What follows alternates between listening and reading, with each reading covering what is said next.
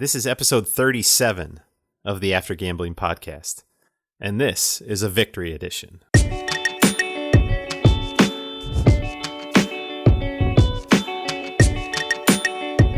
Hey there, and welcome to the After Gambling podcast. My name is still Jamie. I'm still a compulsive gambler, and the last time I gambled was still July 15th of 2010.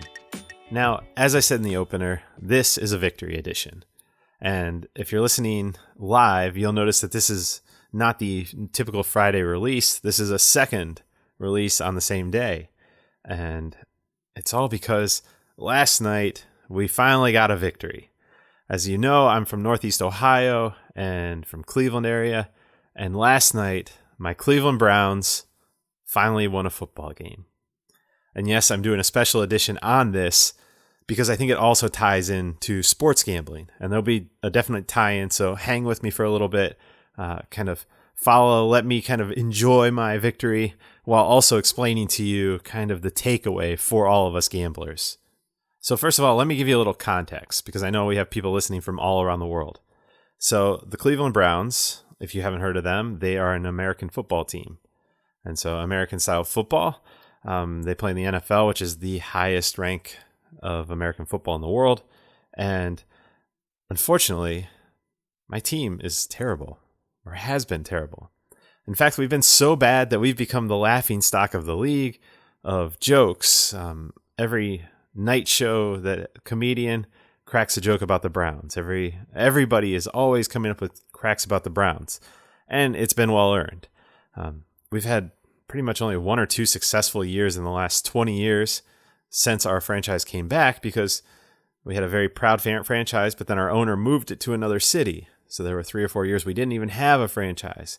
And ever since it's come back, it's just been misery. We find the most epic ways to lose games. So even if you have no idea what American football is, just imagine whatever sport you know, being right at the end and your team looking like they're going to win.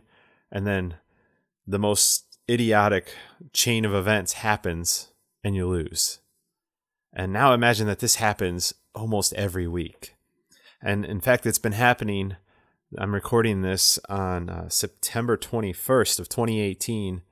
And our last win, the last time we got to have a victory celebration, was Christmas Eve, December 24th of 2016. So it's been nearly 2 years since our team has won a game. And that year that we won a game, that was the only game we won. So if you have to go back a whole nother year before we won another game, the second game. So basically we've won 2 games in the span of about 3 years. So it's been very difficult to be a Browns fan.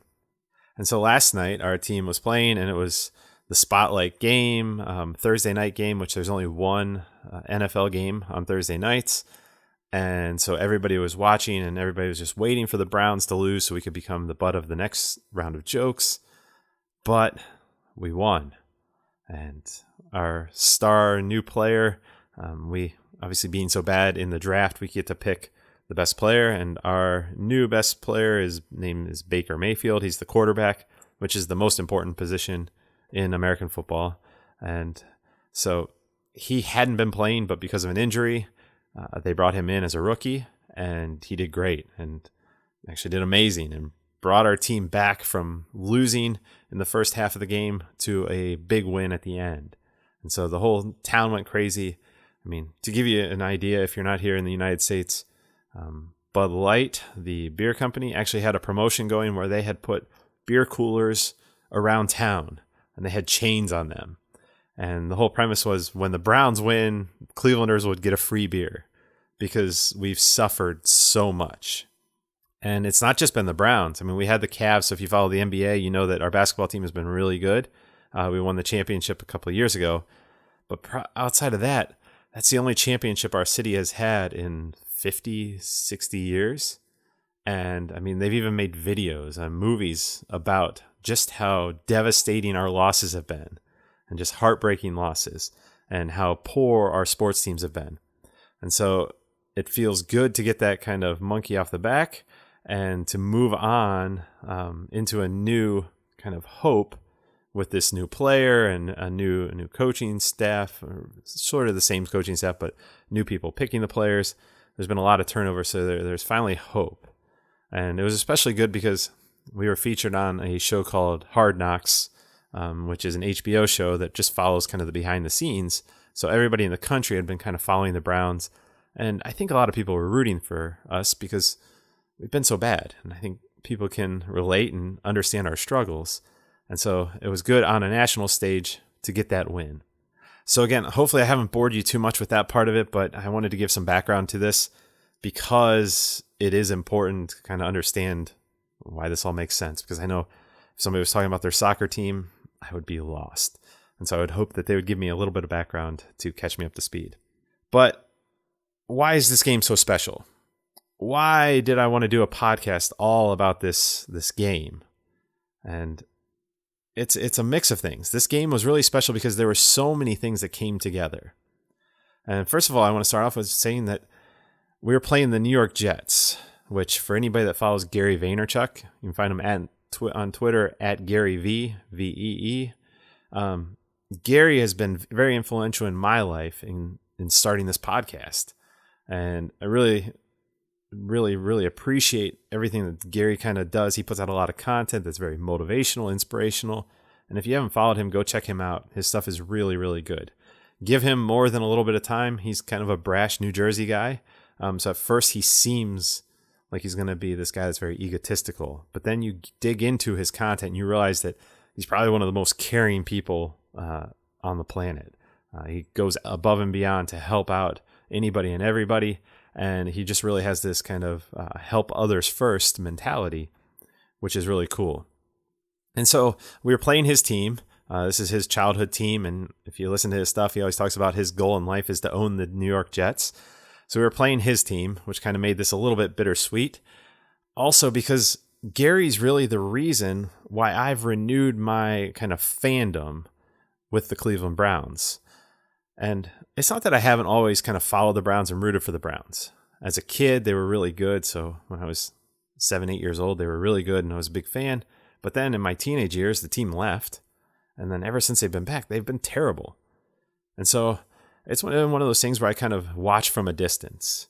And I think a lot of it is, as the losing racked up, it was easier and easier to separate myself from the team.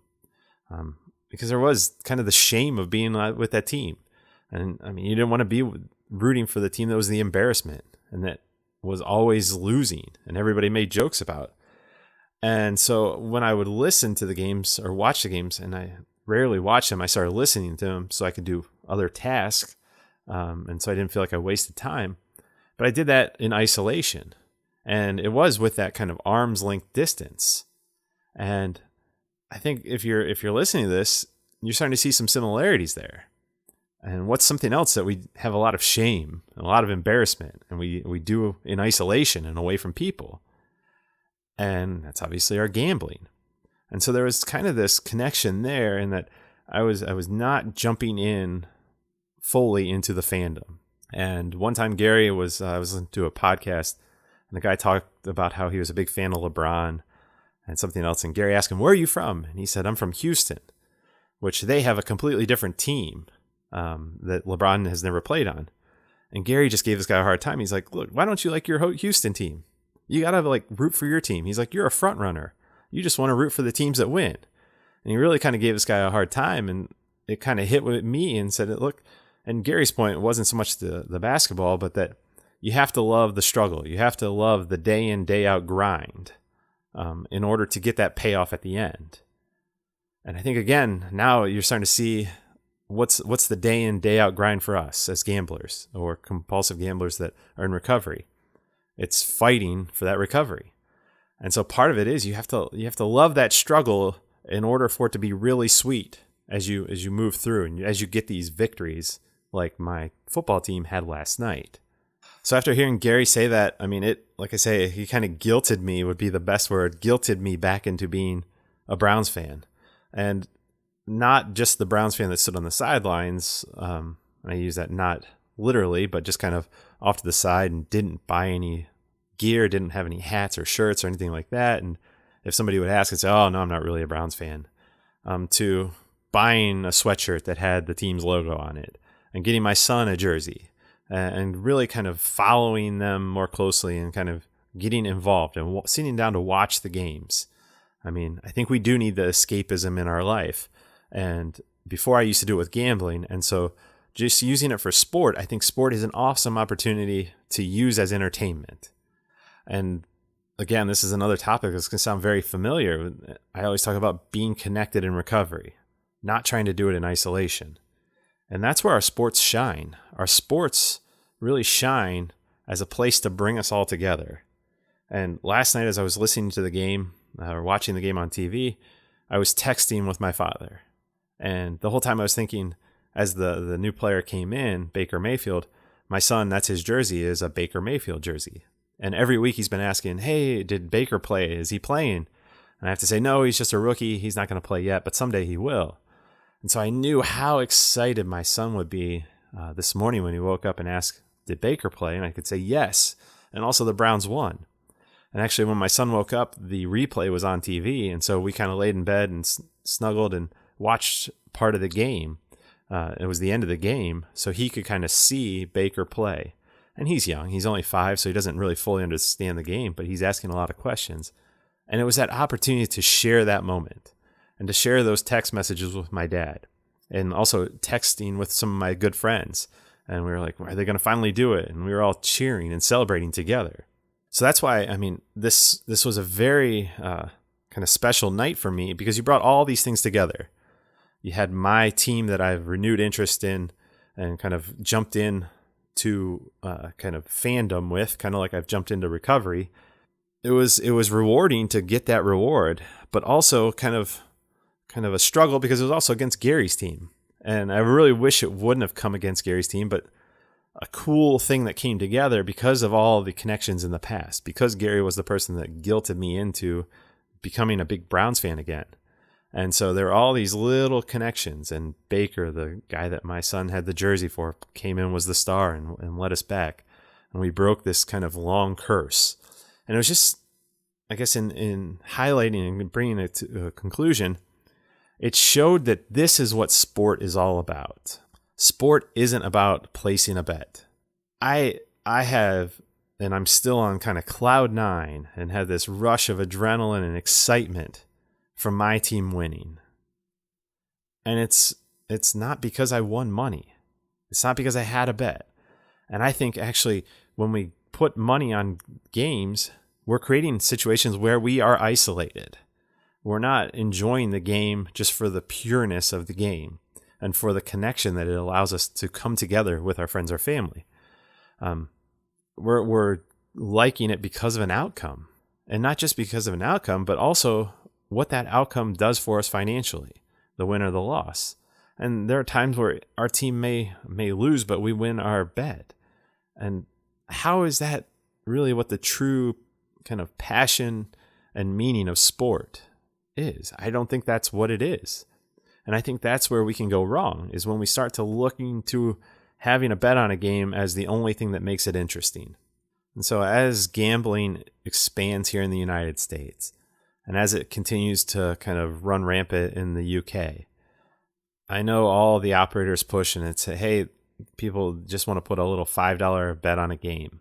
But if that's the reality, if that's really what they think people should do, they wouldn't be saying that because they wouldn't make a whole lot of money off of $5 bets. They make their money on larger bets.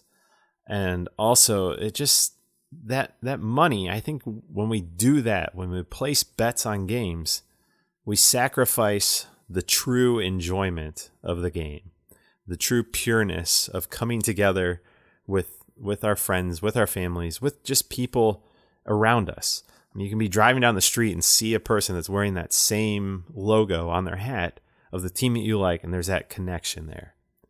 And you know that I'm a big believer that the opposite of addiction is connection. And so it was interesting just to kind of see this all play out and to feel the emotions. And don't get me wrong, I would have been devastated and bummed if we would have lost the game, but not nearly as bummed if I had a bet on it. And the fact that we won just made it really, really cool to highlight, like I say, the pureness of sport. So if you're a sports bettor, hopefully this kind of helps you, and maybe it's something that opens your eyes up to getting back to loving the sport for that connection. And put yourself in places. Go out and still enjoy the sports if you can. And I know this is a trigger for a lot of people, so they can't. But maybe it's something you can build a plan around it, where you go with friends and family, and they know about your gambling, so they know that you're not going to be betting on the games. But try and get involved, whether it's sport or anything else in your life.